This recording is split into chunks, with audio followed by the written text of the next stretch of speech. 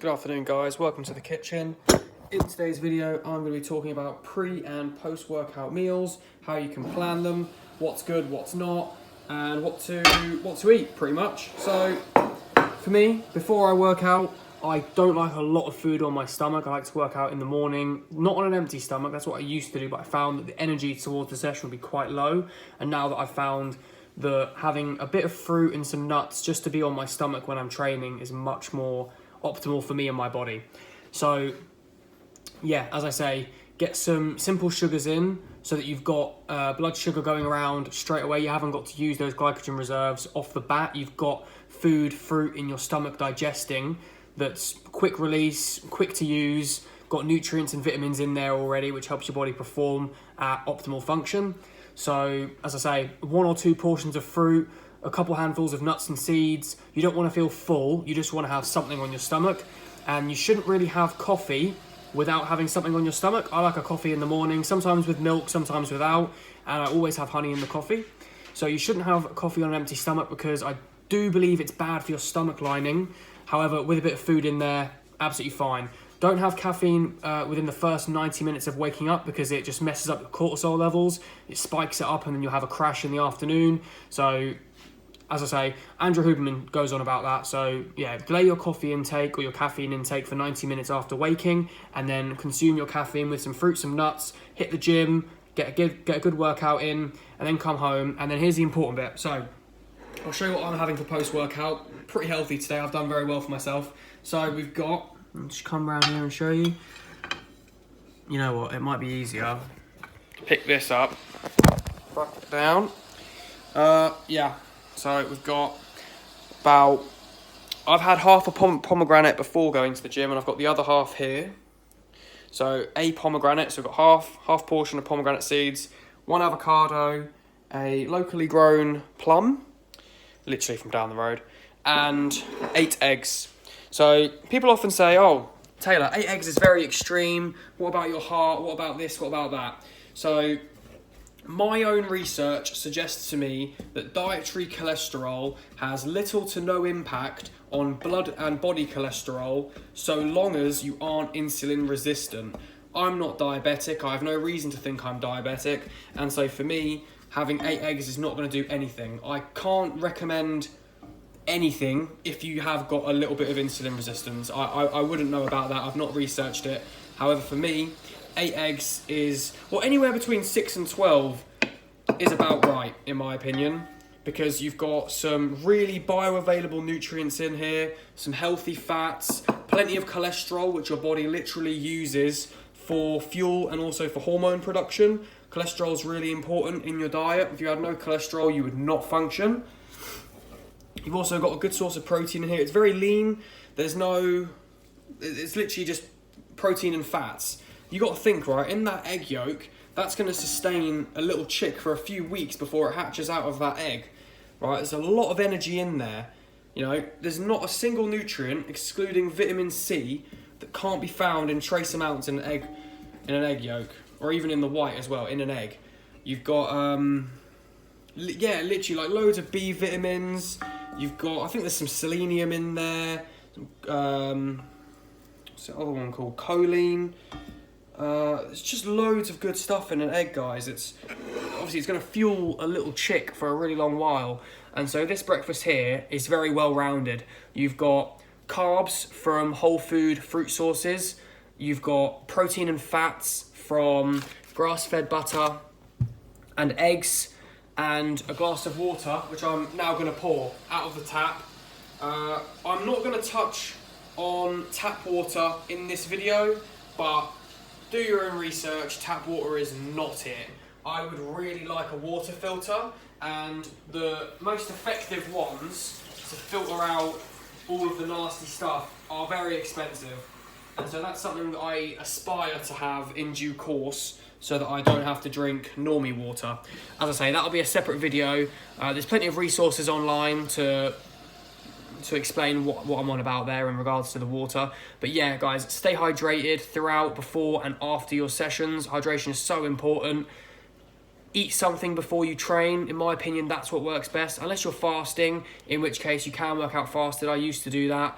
now I find I perform better with some food on there. And after your session, get your carbs in, get your protein, your fats, get some good whole food, quality food sources in you, and you will recover better, you'll feel better. You know, you need to replenish your body straight away or as soon as you can in order to begin the regenerative process of rebuilding the muscle tears that you induce and that you create when you train hard. Of course, that's how we build muscle. We break it down, muscle protein synthesis, we build it back up, then we can train a bit harder, break it down again, repeat the process, get big, get healthy, eat more. That's what we're doing it for, right? And so a breakfast like this is going to absolutely refuel you, make you feel good emotionally, physically, spiritually, all that good jazz. That's the video, guys. So that's how I would prepare in terms of pre-workout meal.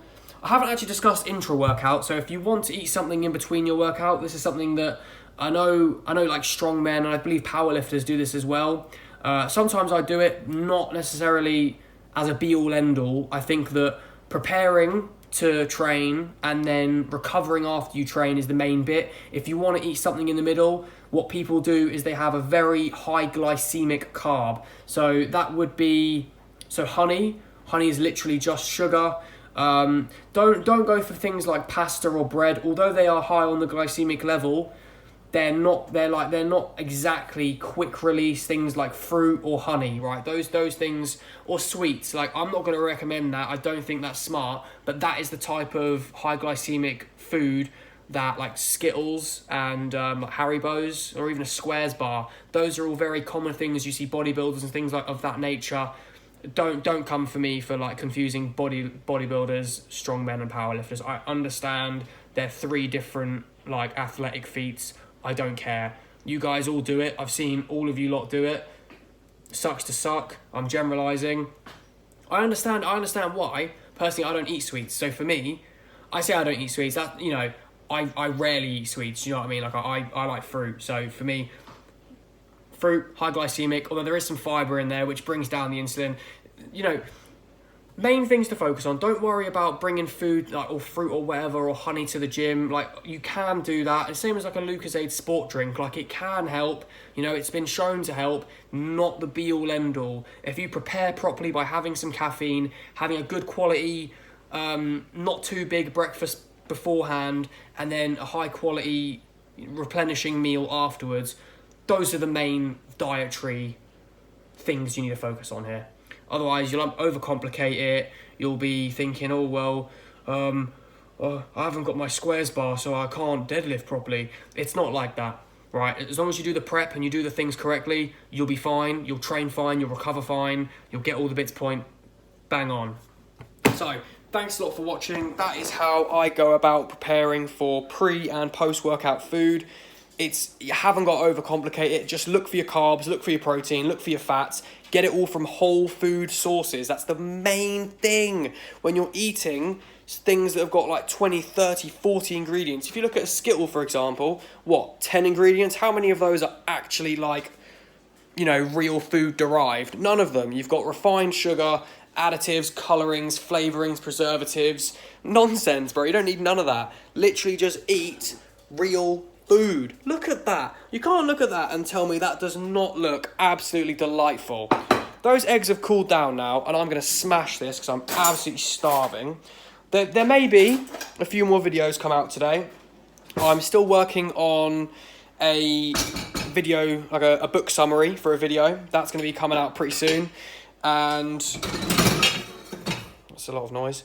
One more thing, if you've tuned in for this long, the utensils you cook in, I don't think that, you know, like if you've just got into the gym, you need to worry about this. But if you care about your health and all this and that, do not use Teflon. Don't use non-stick. Fuck that. Look at this. I'll show you my pan.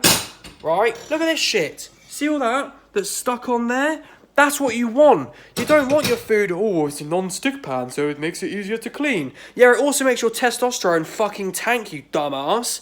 Think of all the chemicals they've got to put on those non-stick pans so that your eggs, fucking protein or meat is supposed to stick to the pan. It's iron. It's metal. It sticks. That's the point. You want it to stick. Oh, it really winds me up whenever, like, because, I don't know, I just see people use the non-stick pans, and I just think, just let your food stick. Just deal with the cleaning. It's a complete tangent, but bear in mind, there are studies to show that cooking in iron increases the iron level of your food. You obviously don't want to start eating like fucking iron shavings and start scraping it with a fork so you get more iron in your food. You'll have too much iron, and then that'll cause issues. So don't do that, but having an elevated level of iron in your food helps you stay non-iron deficient, which is probably a good thing, considering you need iron to, you know, help your blood function and like your circulatory system, all that good stuff. Like your body needs iron to function, right? This is a 10-minute long video. I could have done this in 30 seconds.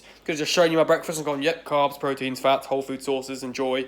But we've got some extra details in there. Taught you a little bit of this and that. So, main takeaway, guys, eat clean, eat right, eat, obviously, you know, bit before, you can eat during, and eat after, and you'll be good. So, thanks a lot for watching. I'm gonna eat. I'm hungry. So, yeah. If you haven't already, like and subscribe to the channel, my channel, this channel. Thanks a lot.